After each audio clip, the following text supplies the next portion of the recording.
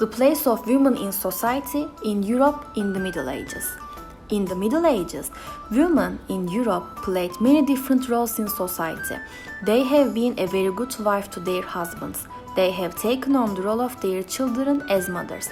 Of course, for example, they had very important roles like the queen as well as the peasant role. In other words, the concept of women has undergone many changes in the Middle Ages. There were serious restrictions on medieval marriages. Although spouses were crushed under her husband's authority, spouses still had a voice in their marriage.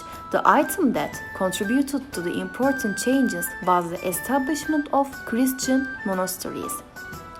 He provided a great enlightenment about marriage and raising children to play a religious role. Previously, women couldn't live as long as men up to the age of 70, but the expectation increased during the Middle Ages.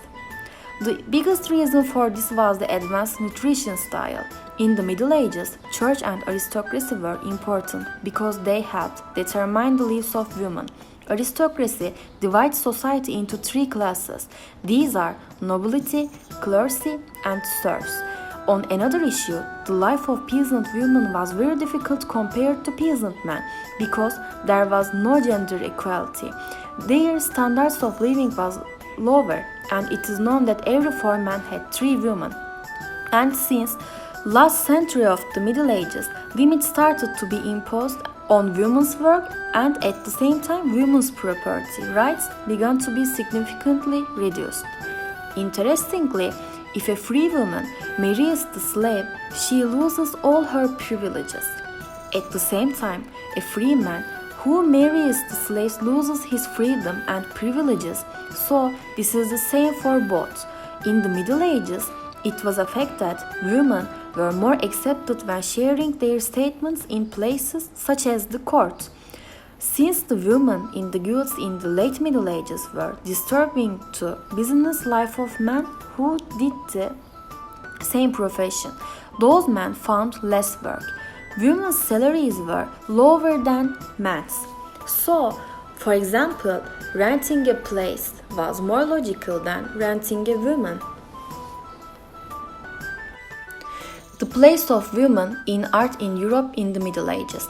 Thanks to documents left in the Middle Ages, literary texts and many other texts and images, it is obvious how talented women in medieval times are. Very rarely they could use them in irrelevant places such as politics. Spinning, which is one of the traditional female handcrafts, was used as a distaff and spindle at first. Towards the end of the High Middle Ages, the spinning wheel was introduced. One of the important events was the woman who introduced beer in the Middle Ages, and this beer was made with hops. In particular, the image of Bible women in early Christian and medieval art primarily emphasized a typological meaning. The art reflected society to a large extent. The best word to associate with women in literature was virgin, because, according to men, the first task of the woman was to remain a virgin until she got married. In other words, an unmarried woman would be turned into a pure woman if she appeared in medieval literature. One of our topic is women's professions during the Middle Age, specifically in Europe. The main purpose of a medieval woman was to prepare herself to marriage and to maternity, but that doesn't mean that they didn't work. Their professions differ from the place they were living, in towns or in the countryside. Noble women didn't work. They learned how to lead their servants and wrote poems and made embroideries. The other women had to work to provide for their family. During the Middle Age, rural life was very widespread. In the countryside, women took part to the farm life. They worked in the fields where they planted and harvested vegetables, wheats, oats, and fruits. They also looked after their chickens and picked up eggs. They bred cows, collected milk, and made cheese with it. They also bred sheep for their wool. They sent the products to towns. They were not earning much money, but they helped their family to survive and profit from the products that they made. In fact, women were above all used as supplementary labor to help men or to replace them when they were at war. And they were also working for free or for little money. Next to their work in the fields, they were also responsible for making bread and taking care with their house and their children. In towns, women practiced different professions. They could work in stores, in textile, in bakeries, in milk and beer industries, as hatters, dressmakers, launderers, or servants.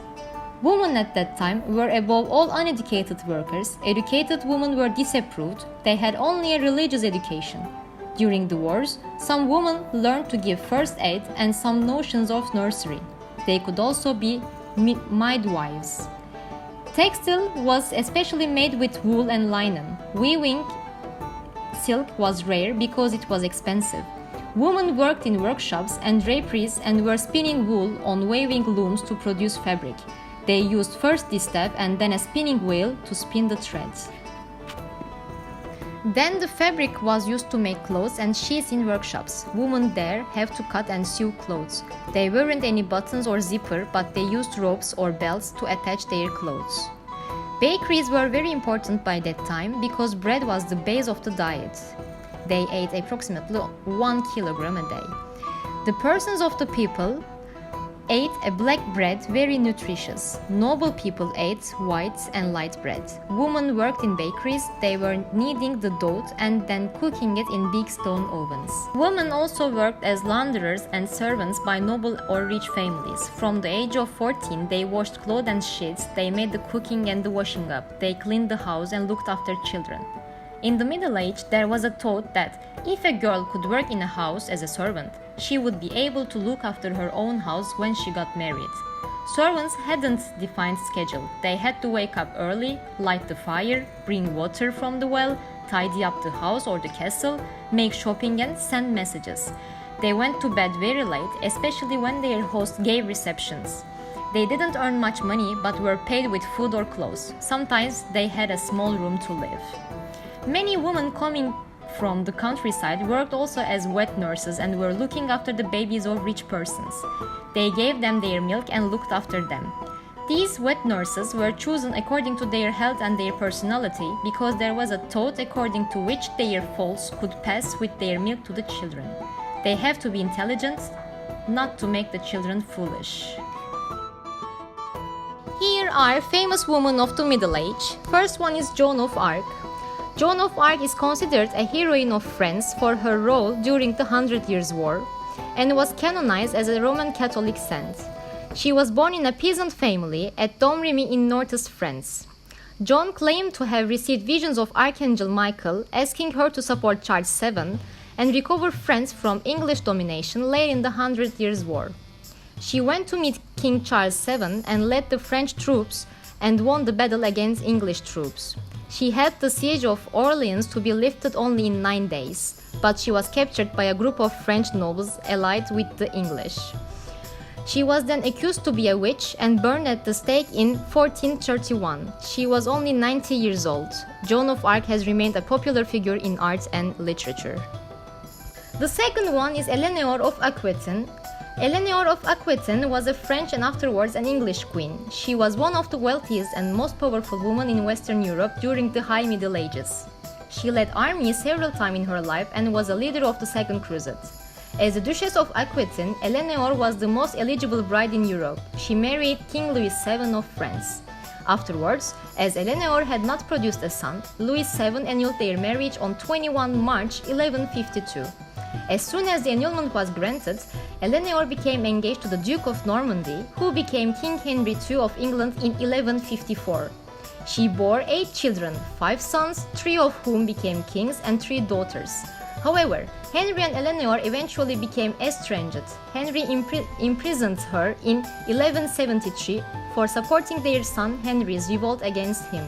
She was not released until 6 July 1189, when her husband Henry died and their third son, Richard the Lionheart, ascended the throne. As Queen Dowager, Eleanor acted as regent while Richard went on the Third Crusade. Eleanor also lived well in the reign of Richard's heir and her youngest son John. And lastly, the third one is Christine de Pizan. Christine de Pizan was a poet and author at the court of King Charles VI of France. She was the first woman writer in history who earned money by writing. She is best remembered for defending women's rights in the Book of the City of Ladies and The Treasure of the City of Ladies. Venetian by birth, Christine was a prominent moralist and political thinker in medieval France. Christine's patrons included Dukes of Louis of Orleans, Philip the Bold, and John the Fearless. Her book of advice to princesses, princes, and knights remained in the print until the 16th century. In 1379, Christine de Pizan married the notary and royal secretary Etienne du Castel, but her husband died of the plague in 1389, and her father had died the year before. Christine was left to support her mother and her children. In order to support herself and her family, Christine turned to writing, the first professional woman of letters in Europe. She wrote poems and letters and had a big success with novels.